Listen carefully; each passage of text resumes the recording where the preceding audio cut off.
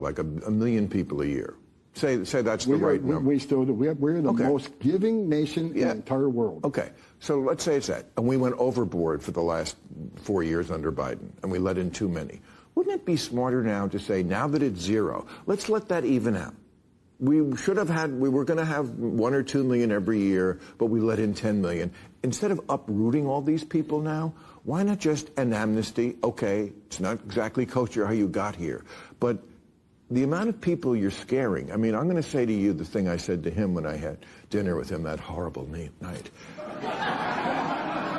And, you know, they hated it that I reported it honestly, that he does listen.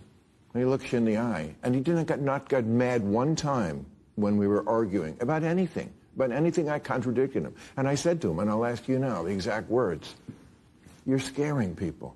Do you really want to scare your own people this much? He talks about homegrowns are next. I mean, people are scared, not just illegal immigrants, and a lot of them are working. I live in L.A. They're the only people here who do work. So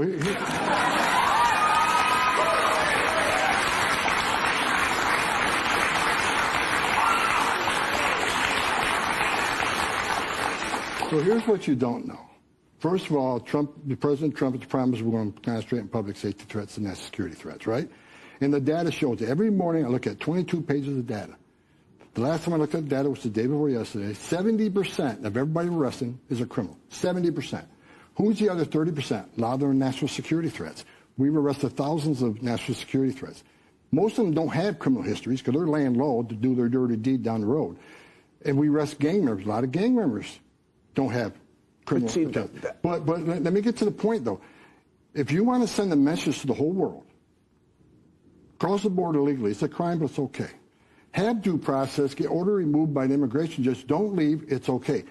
Just don't commit another crime and you're good to go. If that's the message we send to the whole world, people are going to keep coming.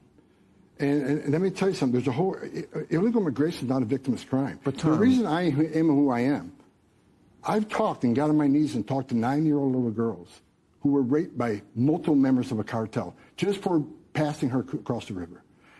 I stood in back of a tractor trailer with 19 dead people who baked to death. I ran Operation Ice Storm in Phoenix, Arizona, where smuggling organizations were ripping each other's off because the smuggled people were worth more money than dope. So they go to the house and rip each other off. They call a relative up and say, I have your brother here. You owe us $25,000. They say, no, we agreed on 10. Well, now it's $25,000. You pay it or I kill him. And they did. Bodies are piling up.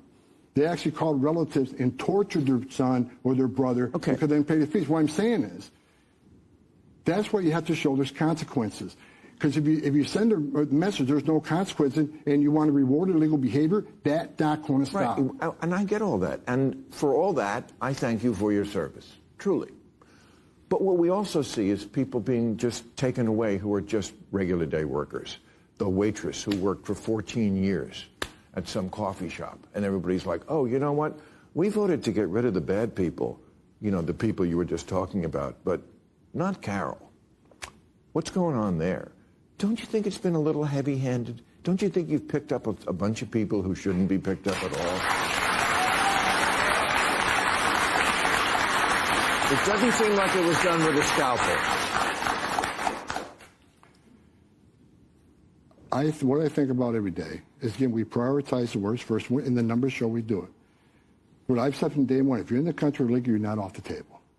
You know why? Because there are millions of people standing in line, taking their tests, doing the background investigations, paying their fees to be part of the greatest nation on earth. If you want to be a part of the greatest nation on earth, there's a right way and wrong way to do it. If you like it or not, the ones who are here illegally cheated the system. They moved themselves to the front of the line, and they've overwhelmed the immigration court system back 9, 10 years, which means that people who are really trying to come here the right way are sitting in the back of the bus, right? It's just like what people don't talk about, these 10 million, 10.5 million came to the border under Biden. Well, they're asylum seekers. What people don't understand, if you look at immigration court data over the last 10 years, nearly 9 out of 10 of them will get an order removal because they don't qualify for support asylum. They're not escaping fear and persecution from the home government because of race, religion, political affiliation. They're coming here for a better life, and I get that. But while they're clogging up the system and cheating the system, there are literally thousands of people in this world that really are escaping fear and persecution from their home countries that are sitting in back of the bus. Yeah. So there's a reason we're a nation of laws. And if you or people don't like what ICE is doing, they go scream at Congress. We're enforcing laws that they enacted. Well, I hope it all gets better. I thank you for coming here and explaining it. I appreciate it, Tom, and ask the president to leave me on one more week. I got a really funny bit next Friday. I appreciate it. Thank you very much. Tom Homan.